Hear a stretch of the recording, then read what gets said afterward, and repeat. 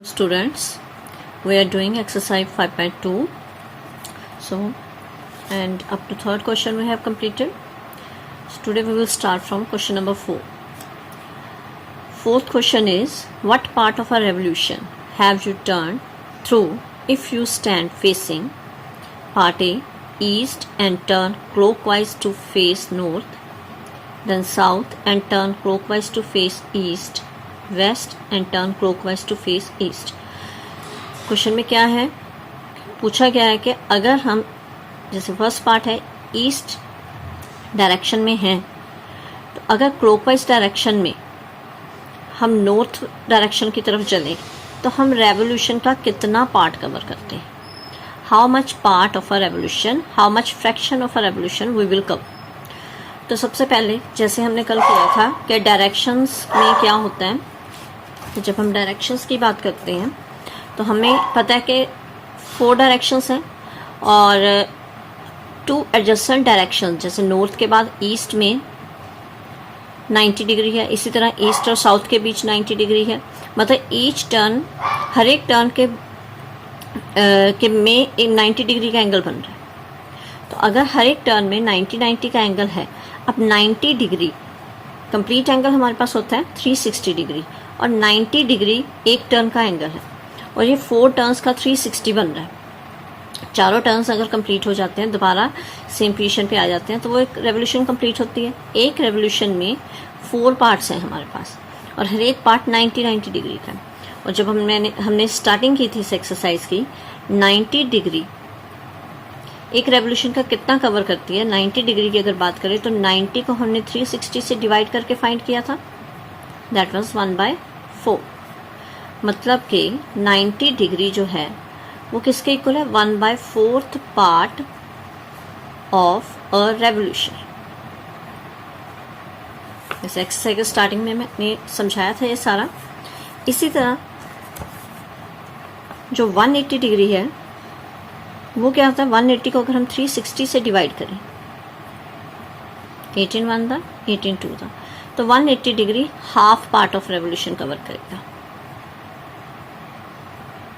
मतलब अगर 180 को हमने कंप्लीट एंगल के अकॉर्डिंगली डिफाइन करना है, तो 180 डिग्री किसके इक्वल है, हाफ पार्ट ऑफ रेवोल्यूशन। तो दैट मीन जहां पे 90 डिग्री है वो 1/4 पार्ट कवर कर रहा है, और जहां पे 180 का एंगल बनेगा वो 1/2 पार्ट कवर कर रहा है। अगर ये पॉइंट दिमाग से निकल भी जाए तो सीधा होता है, जितने डिग्री का एंगल है उसे 360 से डिवाइड करके हम इजीली फ्रैक्शन फाइंड कर लेते हैं रेवोल्यूशन की। तो इसी को यूज करके हमने अपना क्वेश्चन नंबर 4 जो है वो सॉल्व करना है। Let us start. A part is east and turn clockwise to face north. मतलब ईस्ट डायरेक्शन से स्टार्ट करना है और क्लॉकवाइज डायरेक्शन में नॉर्थ की तरफ चलना है। अब क्लॉकवाइज डायरेक्शन ईस्ट से स्टार्ट करते हैं तो क्लॉकवाइज डायरेक्शन में नॉर्थ तक। अब ये फाइंड करना है कि अगर हम ईस्ट से क्लॉकवाइज डायरेक्शन में नॉर्थ डायरेक्शन तक चलते हैं तो पूरी रेवोल्यूशन का कितना पार्ट कवर होता है। अब अगर देखा जाए तो पूरी रेवोल्यूशन के कितने पार्ट्स हैं, 1 2 3 4, और ईस्ट से लेके नॉर्थ तक कितने पार्ट्स कवर हैं, 1 2 3। मतलब out of 4 parts 3 parts will be covered. मतलब अगर हम दोनों 4 डायरेक्शंस की बात करते हैं तो उसके अकॉर्डिंगली जो हमारा जो कंप्लीट एंगल है वो 4 पार्ट्स में डिवाइडेड है, जिसमें से ईस्ट से लेके नॉर्थ तक 3 पार्ट्स कवर हो गए। तो out of 4 3 parts are covered, that means कितना पार्ट फुल रेवोल्यूशन का कवर हो गया यहाँ पे, तो यहाँ पे 3/4 पार्ट ऑफ रेवोल्यूशन।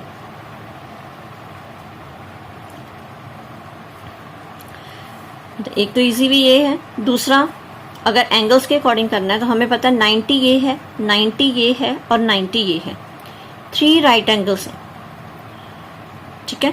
और ओवरऑल मतलब 3 राइट एंगल्स 270 डिग्री का एंगल हो गया। जैसे मैंने आपको बताया था कि अगर आपको नहीं पता चलता कि कितना पार्ट रेवोल्यूशन का है तो आप पहले एंगल देख लो। अब जैसे ये वाला 90, ये वाला 90, ये वाला 90, तीनों मिलके हो गए 270 डिग्री। 270 को 360 से हम डिवाइड कर दें। मैं सेकंड मेथड लिख रही हूँ, दोनों में से जो इजी है वो कर सकते हो आप।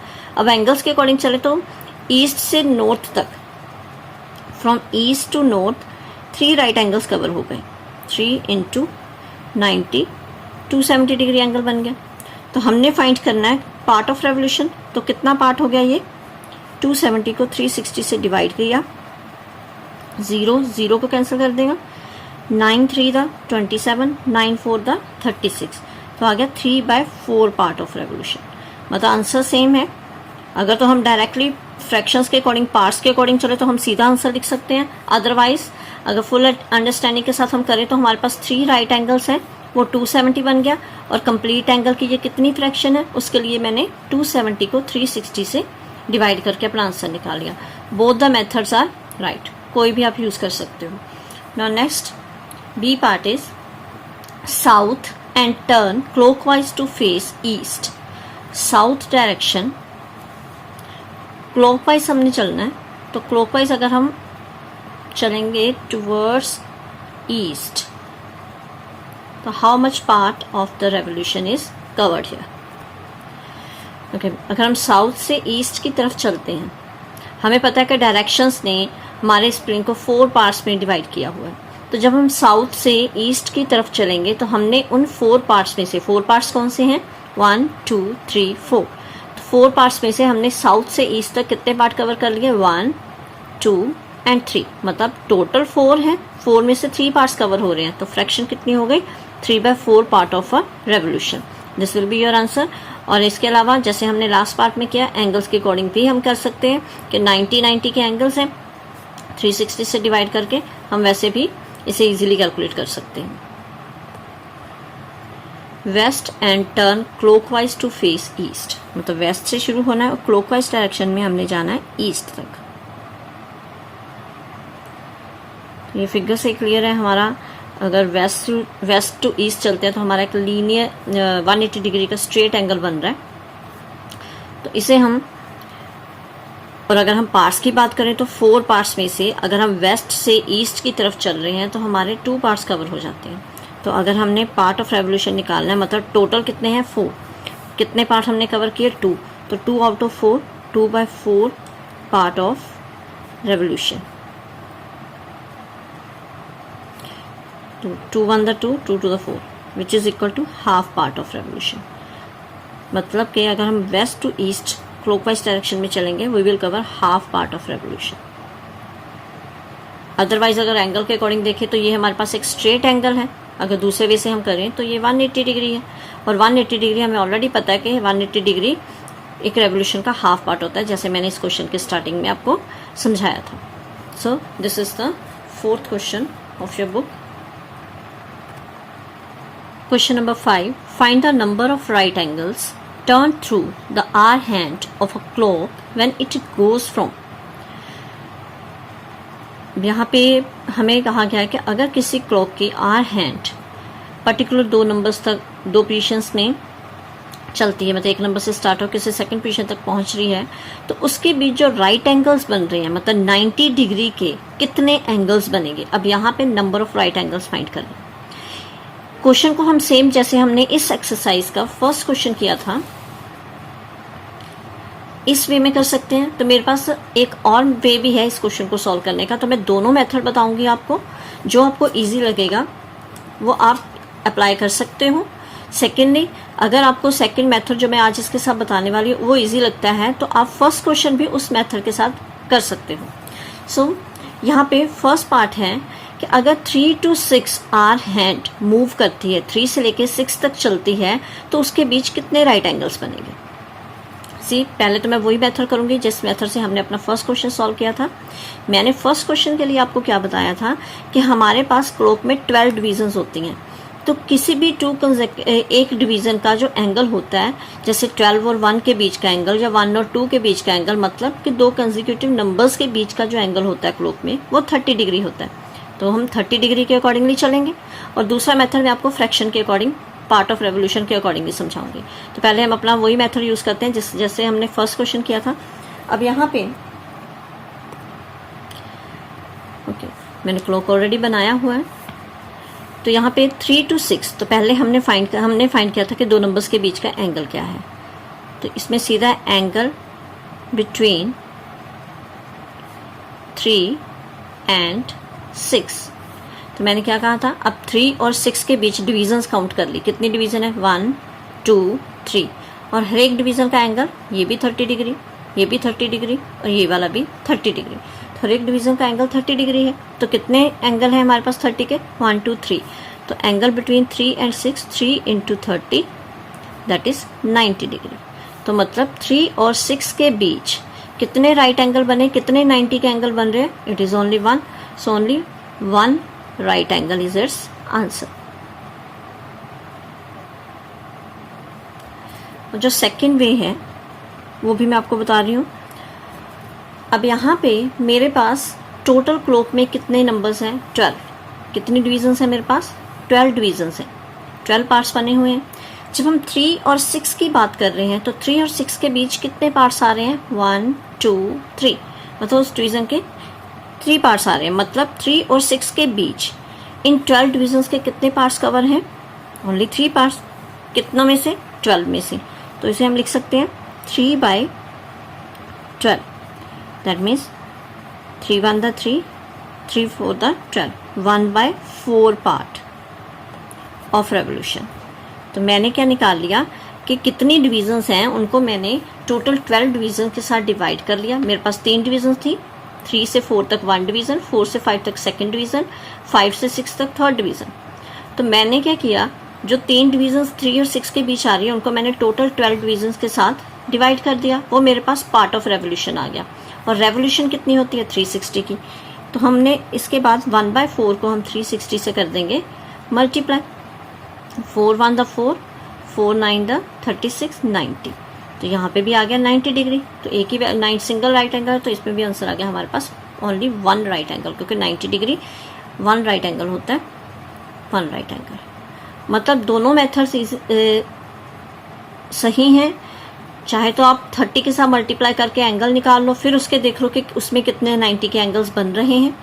सेकेंडली आप पहले पार्ट ऑफ रेवोल्यूशन निकाल सकते हो, कि जैसे मैंने यहाँ पे पार्ट ऑफ रेवोल्यूशन निकाल लिया। मैंने देख लिया 3 और 6 के बीच 3 डिविजन्स थी, 3 पार्ट्स आ रहे थे।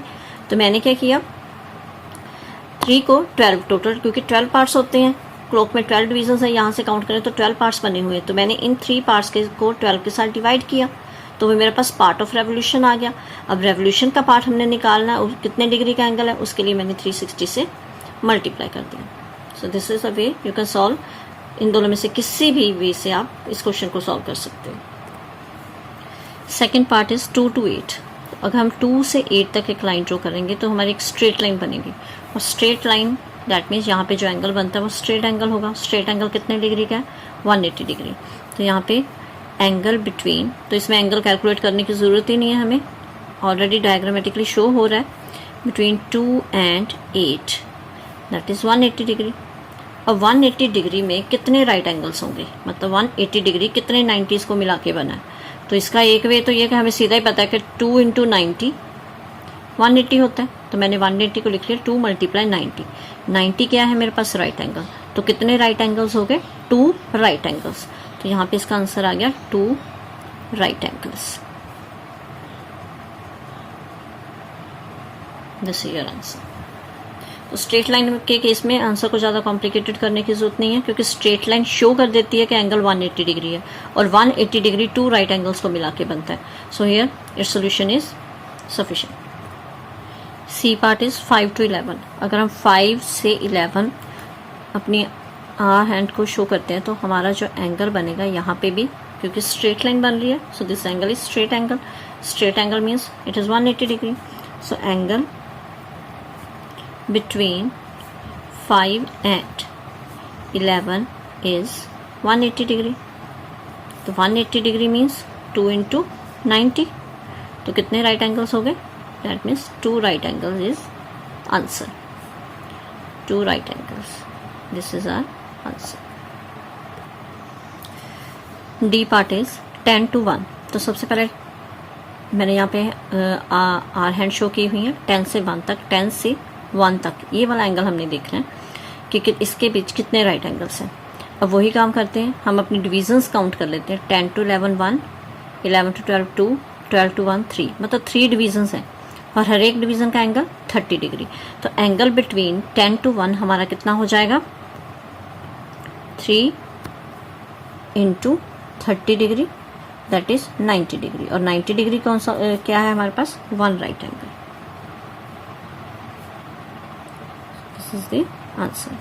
और सेकेंड वे मैंने किया था उसके अकॉर्डिंग क्या है, कितने पार्ट्स हैं, 12 पार्ट्स में से कितने पार्ट्स हैं, 1 2 3, तो ये हो गया 3/12, that is 1/4 part of revolution.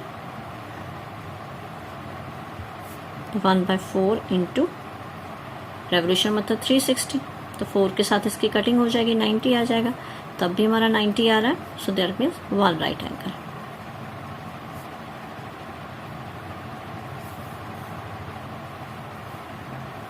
कोई भी मेथड दोनों में से कर सकते हो। ई पार्ट इज 12 to 9, 12 से 9 तक। 9 से 12 होता तो हम ये वाला मार्क करते, लेकिन अब 12 से शुरू होकर 9 तक, तो हमारा ये एंगल बन रहा है 12 to 9। तो ये हम देखते हैं कि हमारा एंगल कितने डिग्री का बन रहा है। तो पहले हम फाइंड करेंगे एंगल बिटवीन 12 and 9। तो वही हमारे पास पर डिवीज़न 30 डिग्री का एंगल है। तो अब 12 से 9 तक हम डिवीजन्स काउंट करते हैं, कितनी हो गई, 1 2 3 4 5 6 7 8 9, मतलब 9 डिवीजन्स हैं हमारे पास। तो 9 डिवीजन्स के बीच एंगल कितना हुआ। अब 9 डिवीजन्स का एंगल हमने फाइंड करना, तो किसके साथ मल्टीप्लाई करेंगे, 9 को 30 के साथ, 270 डिग्री। मतलब कि 12 और 9 के बीच ये जो एंगल बन रहा है ये 270 डिग्री का एंगल है। अब इस 270 में कितने राइट एंगल्स आ गए, तो उसका वे क्या है मेरे पास, हम सीधा देख लेते हैं। नंबर ऑफ राइट एंगल्स अगर निकालने हैं, अब जैसे ये एंगल 270 आ गया, क्योंकि 180 का अंडरस्टूड है कि 2 राइट एंगल्स होते हैं। अब नंबर ऑफ राइट एंगल्स 270 के कितने राइट एंगल्स होंगे, तो उसका इजी वे है 270 को 90 से डिवाइड कर लो, क्योंकि हमने राइट एंगल फाइंड करने हैं। कितने राइट एंगल है 270 में, तो राइट एंगल होता है 90 का, इसलिए हम 90 से डिवाइड कर देंगे। 9 1 9, 9 3 27, तो दैट मीन्स 12 से लेके 9 के बीच 3 राइट एंगल्स हैं। मतलब अगर किसी एंगल का आपको पता नहीं चलता कि उसमें कितने राइट एंगल्स हैं, जैसे यहाँ पे 270 था, आपने फाइंड करना था कि 270 कितने राइट एंगल्स को मिला के बना है, तो आप उसे 90 से डिवाइड करके फाइंड कर सकते हो। Okay, so this is your answer. Last part is 12 to 6, 12 से 6 तक सीधा दिख ही रहा है, स्ट्रेट लाइन है, दैट मीन स्ट्रेट एंगल बन रहा है। और स्ट्रेट एंगल हमारे पास कितना है, 180 डिग्री का। So here angle between 12 and 6 that is 180 degree. और 180 डिग्री कितने राइट एंगल्स है, 2 into 90 होता है 180, तो that means 2 right angle is our answer, 2 right angles.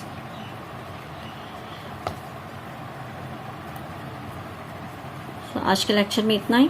हमने क्वेश्चन नंबर 4 और 5 कंप्लीट कर लिए हैं। नेक्स्ट क्वेश्चन हम नेक्स्ट लेक्चर में कंटिन्यू करेंगे। In these question if there will be any problem you can ask me any time in the comment box. Thank you and have a nice day.